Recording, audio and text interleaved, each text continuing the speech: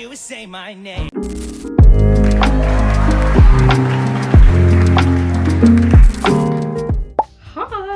Let me get straight into it. So in 2024, I started hyperfixating real bad on some musical theater, as one does, you know, and I created a whole playlist on my personal YouTube with some of my favorite songs. There was Beetlejuice, there was Ride the Cyclone, there was Shrek the Musical, which, oh my god, don't even get me started on freaking Shrek the Musical. Shrek the movies, but Shrek the Musical, oh my god, it's easily my favorite one up there. There's Waitress, there's Heathers, there's Grease. I was going crazy up in them YouTube streets, okay? One of the songs that I really focused in on was Say My Name, and it really struck a chord with me somehow in my dramatic flair. That one and the Shrek the Musical ones, I felt so connected spiritually. So as I study acting, I hope to do musical theater specifically, and I have a lot of plans to do some of those videos of me singing those songs. I really latched on to Dead Mom and Say My Name, like I said, from Beetlejuice, because I want so badly to film them both actually singing the parts. Like, yeah, I could be Beetlejuice. I could do it. But I mean, the vocals are not there yet, unfortunately. So that'll have to wait, but it is happening. Watch this space. So the other day I was scrolling on YouTube, as one does, and I saw this guy Noah, I think his name is, doing a whole bunch of different audios, and then Beetlejuice audios started popping up a bunch of times. So I was like, oh, let me give it a shot. So I did some dark edgy-ish makeup that took forever to get off, and honestly you could barely see because I was too far back from the camera. I was like, let me just go for it, and after like 10 takes, multiple drafts, I finally got the best one, which I'm really happy about. And even though I was sweating and a little delirious, I'm really proud of the final result. I think I did good.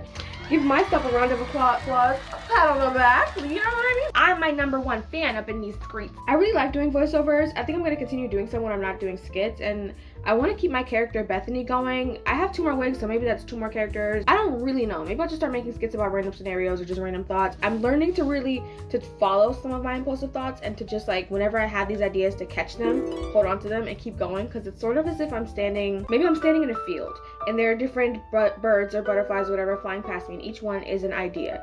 And if I stand still long enough, one of them will land on me, and then I'll like it enough to follow through with it, like I've been doing through this whole series. Or maybe I need to go out and just catch one myself, like how you can walk through any city and pick up a pigeon because they're domesticated birds. You can totally do that. I think that's what the ideas are like. They're like the butterfly, they're like a bird, and I can just go and catch it and follow through on this beautiful little idea. And I think I'm gonna start doing that more often. I think that's one of the main takeaways from this series, that I can have an idea and I can follow it all the way through to the end. Because like I said, if I don't follow through on my ideas, someone else is gonna get to them first, and then someone else is gonna do it. I cannot let God keep giving all my ideas to Prince. Anyway, for next week's creative project, I think I might do I'm Not Sorry for Loving You from Epic, or maybe I'll do the other Beetlejuice, the Dead Mom one. Maybe I'll do Shrek the Musical. I haven't really decided yet. The project that I put the most work into for this series so far has been Raggedy Ann, and that took like 5 days of work because I could not make up my mind about nothing. Girl, I was changing the script while I was filming. It was crazy. That's bonkers on my part, and I don't want to ever get to that point. But I was just like, you know, actually this phrase does bother me a little bit. I'm gonna change this. Girl,